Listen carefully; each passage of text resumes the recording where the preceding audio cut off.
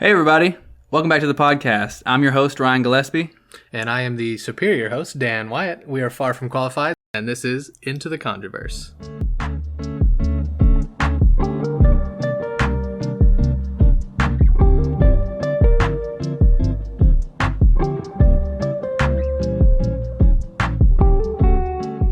Okay everybody, here we are again. It is episode 5. Annabelle comes home. You know, Man, why'd she leave? I missed her. Yeah, she made her way. You know when you say comes home, you think maybe she'd come back, but anyway, Right. she came to her future home. Yeah, because I mean, Her she current home. didn't go home per se. It's a horrible title if we're being her an new audience. home. I mean, I said if we're being audience, by the way, but that's fine. If we're being honest, there it is. We should we can just start breaking this thing down. Annabelle Comes Home was released in 2019 as the 7th film in the Conjurverse, directed by Gary Dauberman, who actually this was his first movie he directed. It was his debut. Yep, it's the only movie so far, also. Yeah, so that he's directed. He made a pretty good one. Yeah, true. Good first try. He also wrote this film in addition to the other Annabelles and both It chapters, as we mentioned, alongside James Wan. Mm-hmm. So he's at least familiar with what goes on. So I think they just kind of gave him the reins because I'm sure he had lots of support and help. Yeah, for sure. It was produced by Peter Safran and James Wan again.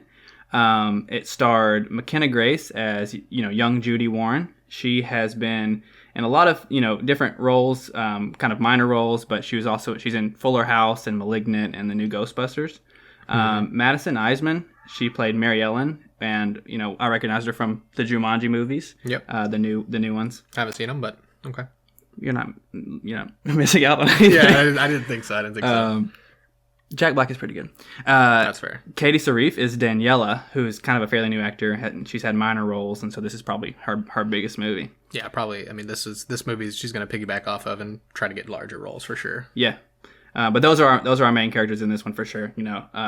This movie had a production budget of $30 million and brought in $231 million worldwide. Yeah. So still great investment. Not the best investment for the series, but it did pretty well. None of them have dipped below the 200 mark, so I mean, so far so good. If you can make a Conjuring movie, make a Conjuring movie. Yeah.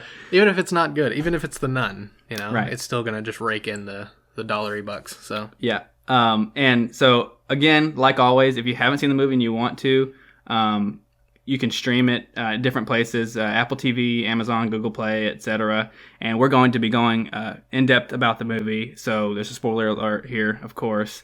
And if you're concerned about triggers and trigger warnings, check out doesthedogdie.com for a full list of specific trigger warnings for the movie. Yeah, I don't think there's a whole lot in this one, to be honest. It's a pretty tame movie by, some other movies that we've talked about.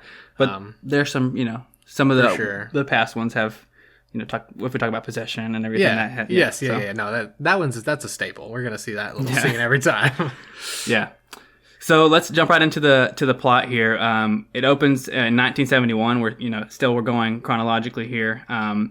But Ed and Lorraine, they're bringing Annabelle back home, or back to their home, from the two nurses that we've seen throughout this adventure that we've been on. We've seen this little flashback several times. But. Yeah, they decide to take her home, and on the way home, they just kind of set her up in the back seat, very creepy like. But on the way home, Annabelle starts to summon spirits, and the car sort of breaks down, and Ed has to pull over right next to a graveyard. Right next to a graveyard.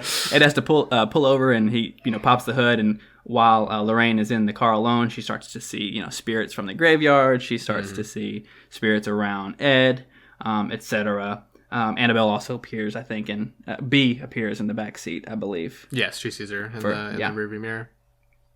But they make it home and decide to put Annabelle in a sacred glass case.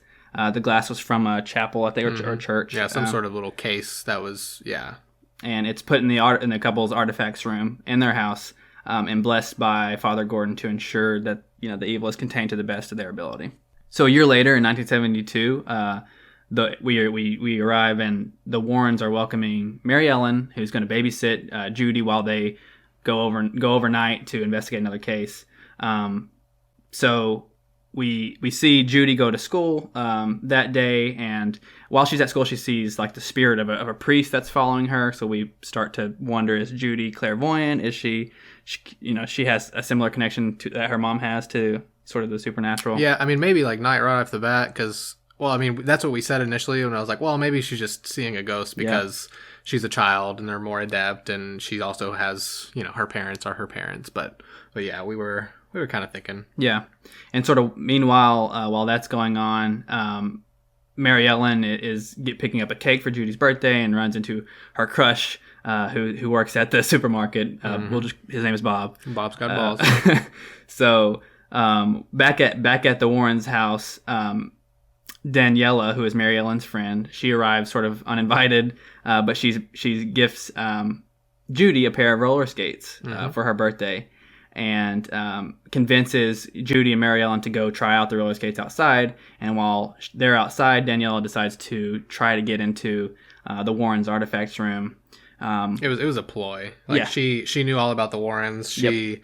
She made it seem like she just was coming over there to hang out and for Judy, but she had some intentions. Ulterior motives. Yeah.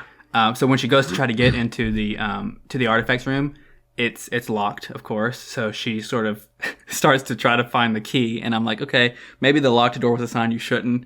With the 15 locks on the door were signs you shouldn't try to break in. 6 deadbolts, 8 knobs. Yeah. So she ends up finding the key. She finds the key in Ed's office, and she starts exploring and touching all the artifacts and naturally. Yeah. So I know Annabelle's case says positively do not open. It's kind of understood. You don't want to touch anything in there. Mm-hmm. It's all either cursed or haunted or connected to the supernatural, and it's just some of them are just memorabilia. Yeah. Right. Yeah. But a lot of it they say is literally cursed or haunted or possessed. Something's wrong with these items. Yeah, so she's making her way around the artifacts room, and she starts, there's a piano in there, and she plays like the first 5 or 6 notes to Twinkle Twinkle Little Star, and we learn she's ultimately trying to connect to her father who passed away, and we'll find out later that he passed away in a car accident that she caused, right? Yeah. While she was driving, we're not sure if she actually caused it. Sure. Everyone else was making it seem like it wasn't her fault, but since she was driving, she blamed herself, which is natural. I think that happens a lot. But yeah, so she finds an artifact called the Mourner's Bracelet, and she's trying to connect to him via that. So then while she's trying to contact him, she hears she asks for a sign, and she hears a knock that makes her think that her father is trying to communicate with her. And because that happens, she accidentally leaves. She's like, she's messing with Annabelle, and she accidentally leaves Annabelle's case unlocked. The knocking that we heard was Annabelle falling forward out of her little chair and her forehead like hitting the glass. Yeah. So naturally she unlocks the case and pushes Annabelle back to her seat, and then doesn't lock it back. Right. So that's the beginning of all the shenanigans that happened in this movie because of Daniela. That was Pandora's box. So, yes, exactly. So we see shortly after, we see the spirit of B. Mullins interrupting and kind of spooking Mary Ellen at the front door. She's asking if Annabelle can come out and play, and then and then whenever she looks back out there, she's gone. That was a pretty cool little scene. Mm-hmm.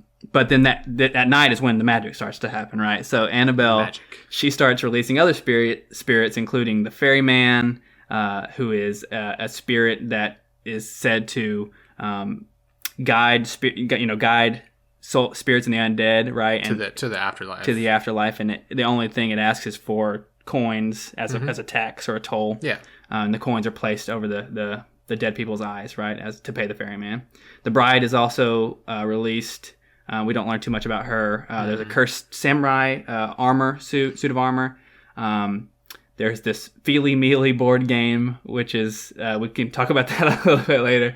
And there's a hellhound as well that are all mentioned and sort of released. Yeah, like we saw like in a little fleeting moments, they were going through old case files, like when she was snooping around in the office, and we kind of skimmed through those, and we kind of saw all those names mentioned that we're going to see happen in the movie. Right.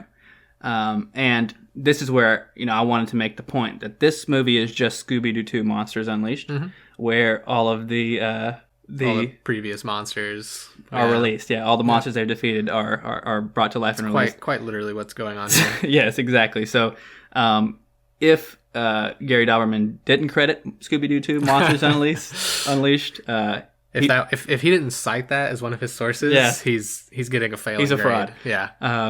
But anyway, so at night these spirits are sort of all released, and we see Bob, who is Mary Ellen's love interest, arrive, and he's playing the guitar, serenading Mary Ellen outside of this house. Mm-hmm.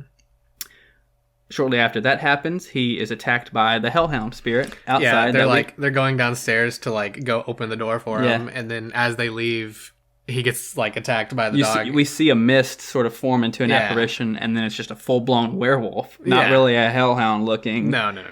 Looks like a werewolf, and just starts chasing him, and he just starts screaming shit over and over again and running. Yeah, he runs and hides in the chicken coop in their backyard, which they have a huge backyard, and so the chicken coop is way the hell down there. Yeah. And so he's sort of stuck with his guitar and with chickens, and we see there was some pretty good comedic relief. Yeah. He's in the chicken coop, and a chicken walks outside the coop, and he just says "I'm so sorry," and shuts the door, and the chicken gets eaten. But anyway, Mary Ellen is also being sort of tormented by the ferryman. So there's coins that it's dark in the house because it's nighttime, and there's coins that she sees rolling around. Mm-hmm. And then in the frame of a hallway, she sees two coins floating where eyes would be. Yeah, it's the shadowy, the shadow makes it look like it's a person standing there with eyes, and then she gets her flashlight back working, and she points it up, and they just drop nothing was there. So she's dealing with the ferryman. Judy is in her bedroom dealing with Annabelle.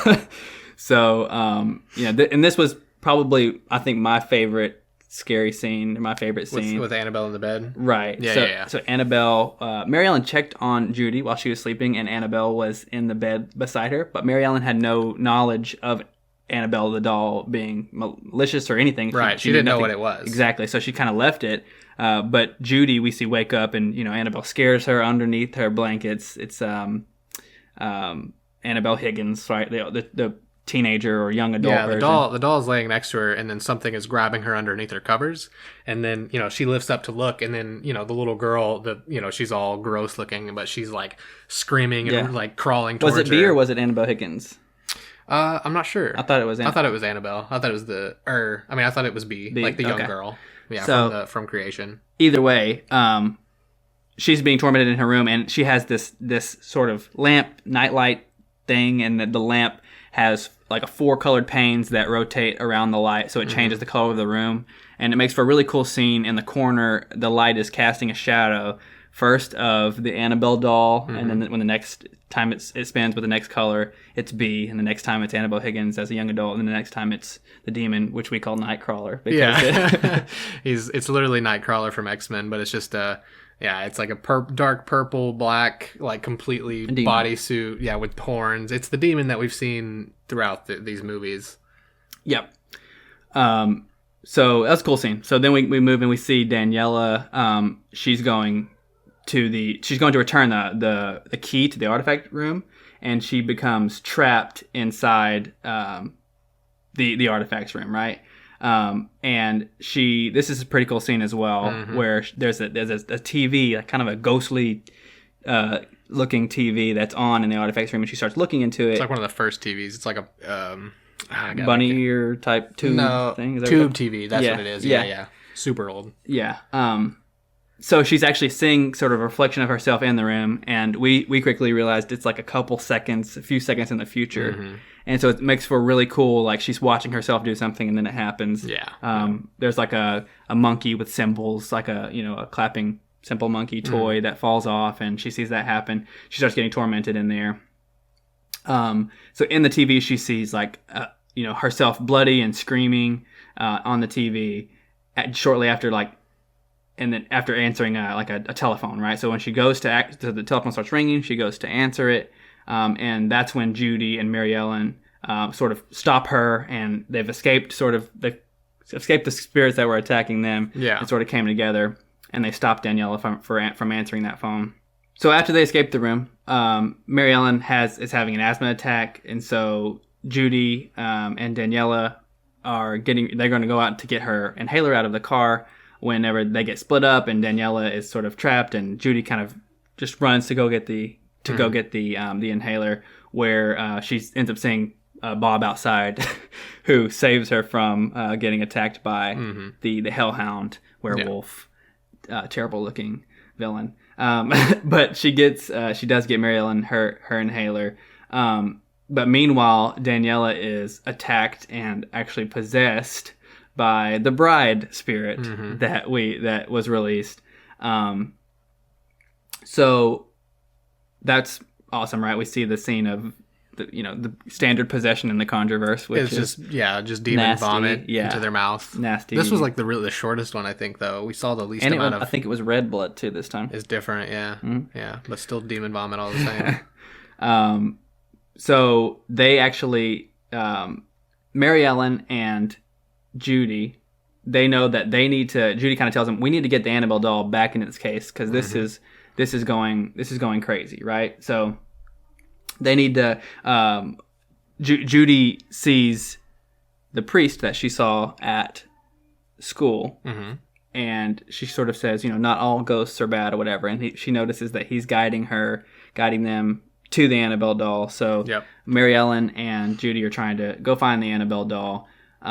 They end up sort of going through this corridor, and it's dark, and there's like ferryman corpses sort of stood up in caskets on the wall, and then and the samurai armor is like standing in the middle of the hallway, but he's kind of, I guess he's in the same boat as the priest, where he's there just to guard and protect, because they walk by him and he just kind of like he's just like staring at them as they walk by. And so I think what we saw from the samurai armor, we didn't like, it's not bad. Right. It's kind of like, I got the sense of that it just has like a bunch of trapped souls that are just dead, that died. Possibly not honorable or something. I don't know. But not malicious. So is what we saw. Yeah. But they do eventually, get the Annabelle doll. And whenever they get back toward the artifact room, I think it might even be in the office. Daniela, dressed as the bride and possessed, attacks Mary Ellen.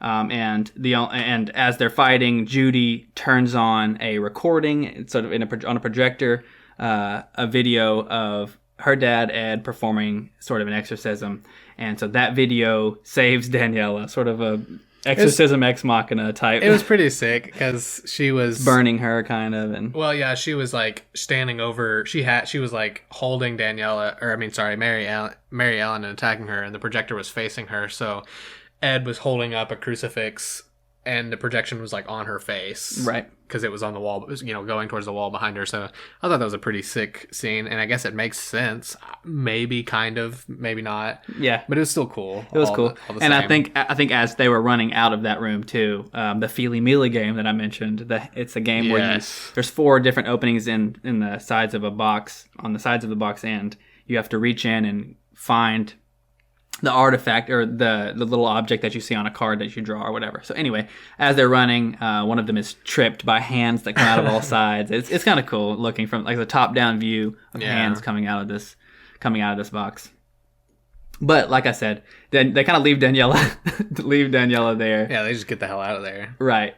So as they're leaving the office, they get the key to Annabelle's glass case, and they make their way back down into the artifact room, and as they're trying to put the Annabelle doll back in the case, they get the doll in the case, but they're trying to shut the door, and there's all of these all these disturbances happening, and they can't, but they finally just get it closed. Yeah, and the case is like pushing, there's a force just pushing it open, and it's a struggle, and Mary Ellen's trying to close it, and then Judy is sitting there like all this stuff's happening in the room, and the spirits are all like back down there, and she's got a crucifix, and she's like close the damn case, She's like, damn it, Mary Ellen, get your shit together, close the case. And so but once they get it closed, it's sort of an abrupt stop to all of it, right? Which is refreshing. But so the disturbances stop. And then this is the end of the movie, right? We don't really see any of the spirits doing anything else. It kind of just all stops there. Yeah. And also Bob. So Bob, finally makes it there. Yeah. And he's fine. So the next morning, so this is all like a crazy night, right? A night while Ed and Lorraine were gone. The next morning they return, and so the three, the girls are telling them about everything. Daniela apologizes to Lorraine because she knows that it was sort of her fault. Oh, 100% her fault. That this all happened. Nobody else's. She went down there. 100% her fault, and she knew it. But Lorraine she forgives her, obviously. And she kind of feels that, her actions were because she wanted to contact her father. So Lorraine actually gives Daniela a message from her father, who was, just telling her that she needs to not be hard on herself, and he loves her and things like that. She even gives Daniela a picture of her father that Daniela had put into the mourning bracelet. So yeah. Then that's sort of the end of it. We kind of leave on a positive note. Judy has her birthday party, and people actually come, and her friends come, and things like that. Well, yeah, we saw a little thing about she had a bully at school, and it ended up being Daniela's younger brother. And she's like, "Hey, I talked to him for you. You shouldn't have any issues or whatever." So a bunch of kids can't. Well, and a bunch of kids weren't going to come to her party because there was an article put out about her parents being like freaks and frauds, and so a bunch of the kids at school early in the movie were kind of bullying her about it. But yeah, that was all reconciled, and everyone came to her party. Happy go lucky, just Judy Warren's birthday party. Wish I was there. I mean, honestly. Yeah, 10-year-old's birthday party or something. Crashing it, bro. Yeah, but that was sort of the end, and we're left, like I said, on a positive note. No harm done. And just so before we get into some of the true stories that we might dig into here, thoughts right after the movie. We were talking. It's like it was a good movie for sure, but wasn't really scary per se, and very minimal spooky scenes. Right, and I saw a review, and it sort of left us kind of on maybe the edge of our seat, but never took us anywhere past that. Right. Yeah, there was a ton of potential, and like many people have said, there was a lot of ideas crammed into a very quick movie, and didn't really get to explore those ideas and meet their potential. Because like I said, lots of potential just left out to dry because they were trying to cram all these spirits into it. Yep. And didn't pack enough punch with the scare scenes. There was the one under the blankets was the only one that was a good scary scene. Yeah. Other than that, everything else was pretty lackluster. Yeah, I would give this movie maybe like a 7.5, 7.8, something like that. That's pretty high. Because I mean, I think it's definitely better than The Nun, and absolutely, and some of these other ones. But it's basically if this movie's in that range, Scooby-Doo 2 Monsters Unleashed is like a 12.5 out of 10. It's a great, But anyway, what about you? Probably a 7, because I mean it was a pretty good movie. It just didn't feel like it belonged in the Conjuring universe. Mm-hmm. It didn't feel.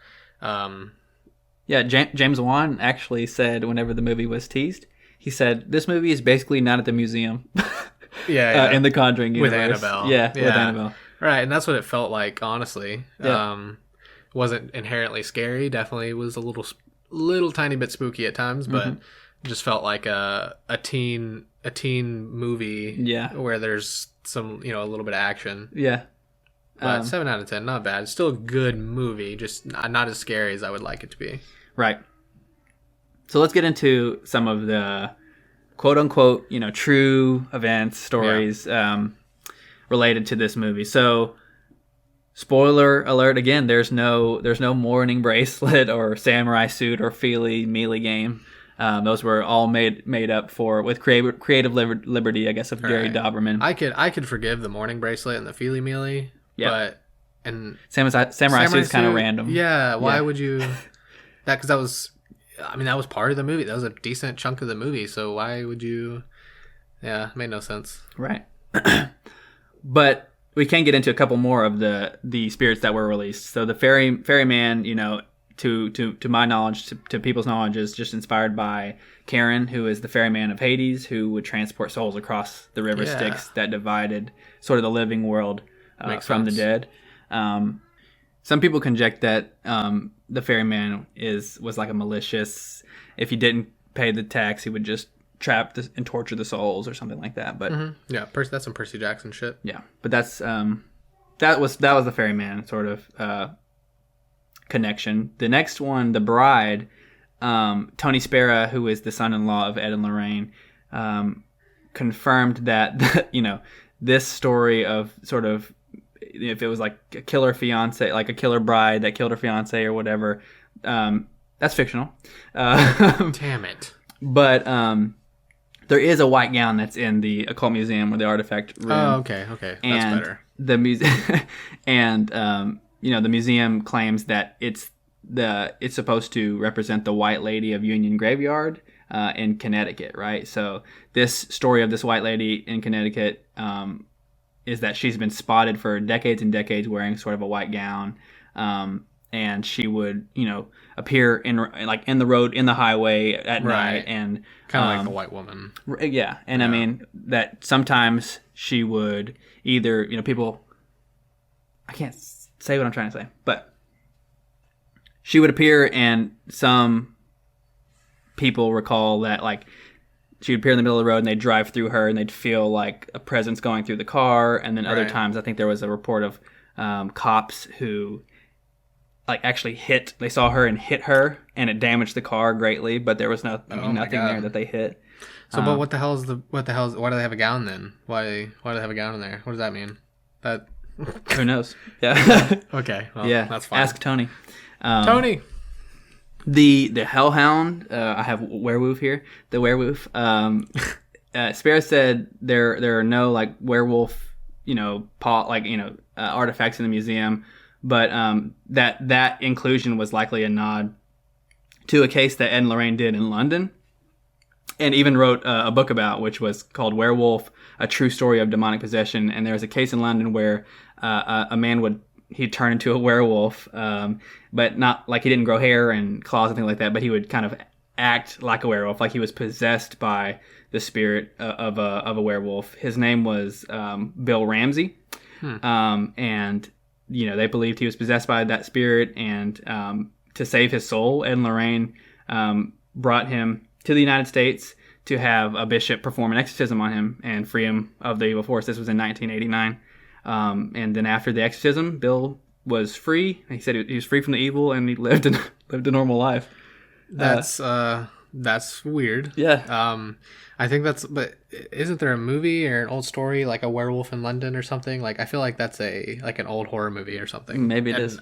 I think it predates this though, so that I'm gonna check that in my free time. Sure, yeah. But because if it predates this guy, then this guy is probably just a nutcase. I hear you. Yeah. Demonic possession's not his problem. It's it's mental illness. You know what I'm saying? Yeah. I mean, yeah. And these would be fun to look into further. But this is what I grabbed for as a teaser if you wanted to seeing check what the hell they were talking about in these movies. Mm-hmm. And as for the piano that was in the film, I mentioned Daniela played the Twinkle Twinkle Little Star, the first few notes of that. Tony claimed that there is an organ in the Occult Museum, and it belonged to Ed, who got it after sort of the authorities cleaned out a haunted house that I believe burned down in Connecticut. And Ed said that he could hear the organ playing at night, so he just thought to himself, someone might be down in the museum, right? The first time it happened. So when he went downstairs to check, there was nothing that was touched or unlocked. It was still locked and everything. And as soon as he got and would get into the museum, the organ would stop playing. Of course. And Tony said that false alarm happened 3 times. So that's pretty dope. Yeah, that's really cool. Just playing some rad melodies down in the museum, just jamming out. I mean, Annabelle's got to get down too sometimes. You and Bathsheba. Bathsheba. Good old Bathsheba. But yeah, so those were just a few points from about artifacts that we saw or represented in the movie. I thought those were pretty cool. Pretty lame, but pretty lame. Yeah. Yeah. So my favorite part of the research was looking for set activity, weird things that happened while recording this film, and actually found some really interesting points from McKenna Grace, who played Judy in the movie. So the first thing she mentioned, she said like the smallest thing that happened to her was that she woke up one morning and had like a weird like little cut near her hairline that was in the shape of a triangle. Just appeared out of nowhere. That's the Holy Trinity. Cool. And and when she told, I believe it was Doberman. I could check that. But when she told him about it, he was like, "Yeah, you're probably abducted by aliens." Right. Yeah. and then while she was telling this story to the interviewer, I guess they were outside and the car drove by with like an alien bumper sticker or something on it. It was pretty interesting. But another thing that happened, she said that when they were all on set together for the first time, the lights kind of went out on their own. And when it did, they kind of asked as a group, "Annabelle, are you there?" And were kind of spooked. And then when the lights came back on, McKenna's nose was just bleeding profusely. And she said she does get nosebleeds due to allergies, but it had never run that bad. Okay. Or that much blood. And she said once she left the set to go clean herself off, it stopped immediately. Sick. So I was like, okay, we're getting a little bit more interesting. So another thing she called out was that, so the set design here was completely constructed by the team there. This wasn't in a real house or anything, but they built built the artifact room. It's all, obviously a recreation. But there was still activity that happened even in the recreation room. Of course. So the piano bench in that room, she said it moved overnight on several occasions, but there were no crew members working and the stage was locked. So there's like, okay. She said she experienced things like unexplained, loss of power in her trailer. There were doors that she would find open whenever she left them shut. She even mentioned a shadowy figure asleep in one of the empty rooms. So a lot of weird stuff. And I will call out too that ever since The Conjuring 2, every Conjuring universe movie has been blessed. The set and crew have been blessed by a priest. That is hilarious. Because of some of the things that happened. And you mentioned in Annabelle the chandelier that fell on the composer, and that was at an actual like apartment building or something. Yeah. So that was really. So they're not strangers to these types of things happening. So there is more. So in addition to all of that, and the shadowy figure that happened, McKenna, she bought an instant camera, like a Polaroid camera, to take pictures with the cast and crew. Mm-hmm. But she said that every time she took a picture that had Annabelle in it, the picture came out black, like it would not develop. And she said that she took a bunch of other pictures with the cast and they all turned out fine. There was no problem. She even took the doll out of the case because if it was the glass that was doing it, she took it out of the case and the same thing. It was just black. It wouldn't work. So I'm gonna need to see these pictures, right? Because like that's just if that was true, like that would just be unexplainable. Like right. That wouldn't be. You couldn't say that's like, anything. Nope. Yeah, that just. And additionally, this one is really good too. She took a photo with Patrick Wilson, who plays Ed Warren, and he has that cross necklace. And when she took the photo and looked at it, there was a black mark that covered the cross in the picture, mm-hmm. sort of obfuscating the cross to where it wasn't in the picture. I'm gonna need to see the pictures. Yeah. That's all I'm saying. Like, if any of these things that she's saying are true, show me the pictures. Yeah. And I will just Yeah, I'll go to church tomorrow. It is, yeah. Tomorrow. What day is tomorrow? Anyway, I have no idea. It's not Sunday. You go to church every day, bro. And then she finally mentions her and Madison, who played Mary Ellen. They had a scene where they needed to walk down a hallway, and while they were doing it, and the cameras were rolling, they heard like 3 knocks. But they just thought, the camera was rolling, so they thought it was weird, but they just kept going. Yeah. And remember that 3 knocks in the first Conjuring we learned is sort of like a representation of the Holy Trinity, right? Mm-hmm. So they kept going, and she said that they opened a door and Annabelle was in sort of a rocking chair in the room, and so they obviously thought, we're making a scary movie. This is the cat or the crew. Someone just trying to mess with them, but they left it and they had to do another take, and she said that the next take, the Annabelle doll was gone. Right. Yeah. And again, this is all these things that are happening. This is the fake Annabelle doll. Like, this is the Annabelle doll that they made for the films, not Raggedy Ann. So still creepy as shit. Yeah. The doll is creepier than the Raggedy Ann. Right, yeah. Because Raggedy Ann's like, I mean, that's just cute. I mean, I couldn't be, I mean, I'm not going to challenge her when I go see her at the museum, but, you know, still cute. Yeah. Yeah. Not the movie doll. The movie doll is disgusting. I hate porcelain dolls. That's, if you have a porcelain doll, rethink your life. That's all I can say. I'm just throwing that out there. I'm just letting you go. That's an ultimatum. You seem passionate about that. I am. I mean, I don't know. I think you're just like, I don't want to say you're a lesser human being, but you might as well be. All right, I'm just going to interrupt you there. So yeah, those were the few things that I found.